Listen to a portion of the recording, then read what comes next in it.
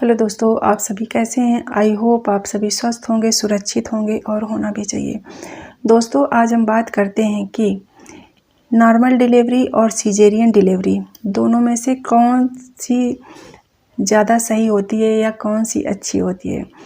तो दोस्तों, वर्तमान समय में नॉर्मल डिलीवरी बहुत कम होती हैं। आपने देखा होगा ये सरकारी अस्पताल में ही होते हैं जो बच्चे, उन्हीं की नॉर्मल डिलीवरी होती है। ज़्यादातर डॉक्टर्स, अगर आप किसी दूसरे हॉस्पिटल में जाओ तो नॉर्मल डिलीवरी नहीं होती, सिजेरियन ही होती है। तो अगर हम ये देखें कि कौन सी अच्छी होती है, कौन सी नहीं अच्छी होती है, तो दोस्तों दोनों अपनी जगह अच्छी हैं। और डिलीवरी होना आसान बात तो नहीं होती, एक महिला के लिए बहुत दर्द से तो गुजरना ही पड़ता है। लेकिन दोस्तों, अगर बात करें नॉर्मल डिलीवरी की पहले हम, तो नॉर्मल डिलीवरी में पेन ज़्यादा होता है, क्योंकि पेन आपको जब शुरू होता है तो इसके बाद पता नहीं कितना टाइम लग जाए डिलीवरी होने में, तो उसमें पेन बहुत ज़्यादा बर्दाश्त करना पड़ता है। और जब डिलीवरी हो जाती है उसके बाद भी काफ़ी चीज़ें, टाँके वगैरह लगते हैं नीचे, तो उनमें भी काफ़ी टाइम लगता है और दिक्कत ज़्यादा होती है। और अगर हम बात करें सिजेरियन डिलीवरी की, तो दोस्तों सिजेरियन डिलीवरी में क्या होता है ना कि आप गए नहा धो के हॉस्पिटल में, डॉक्टर्स मोस्टली जो सिजेरियन डिलीवरी होती है वो दोपहर के टाइम ही कराते हैं। 1 बजे से 3 बजे के बीच में ही ये लोग कराते हैं। तो आप जाओगे, आपका सारा कुछ चेकअप होगा, जो बीपी वगैरह सारा कुछ चेक करके आपको एडमिट करते हैं। इसके बाद आपको एनेस्थीसिया देते हैं, बेहोशी का इंजेक्शन देते हैं। तो उसमें क्या होता है ना कि आपको बेहोशी का इंजेक्शन तो देते हैं, पर आपका माइंड चल रहा होता है, आपकी आंखें खुला होती हैं, आप सुन सकते हो, समझ सकते हो, सब कुछ सुनाई देगा, सब कुछ होगा, लेकिन आप हिल डुल नहीं सकते हो, जो कि ज़रूरी भी होता है भाई। नॉर्मली तो आप ऐसे करने नहीं दोगे, तो और आपको सब कुछ दिख रहा होगा, तो सिजेरियन होता है। तो उसमें दोस्तों क्या होता है, जो कि इंजेक्शन लगे होते हैं, तो आपको पेन पता ही नहीं चलता कि आपको दर्द हुआ, और डिलीवरी वो लोग करा देते हैं क्योंकि सिजेरियन होता है।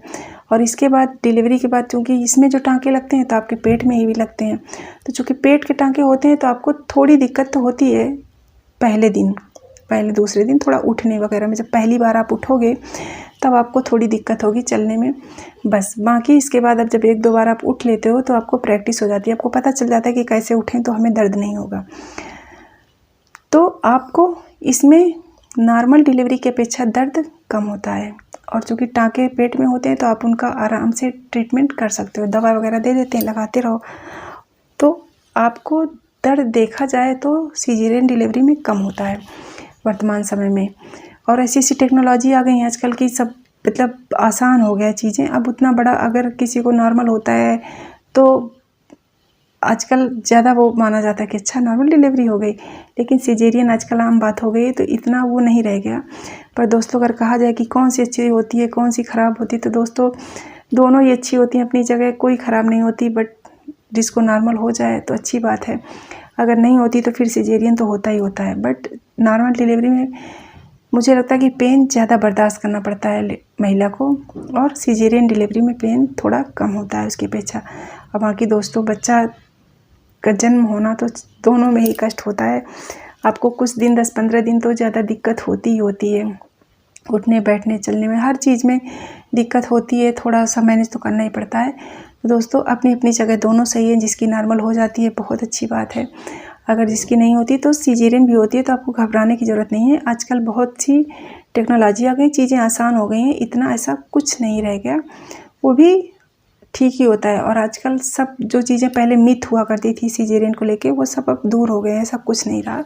तो दोस्तों, अपनी जगह दोनों ही सही हैं, पर अगर नॉर्मल होती है तो बेस्ट है, नहीं होती तो फिर सिजेरियन भी कोई बुरी नहीं है। आजकल सब कुछ अच्छे से हो जाता है और नॉर्मल चीज़ हो गई है सिजेरियन डिलीवरी होना। थैंक यू दोस्तों।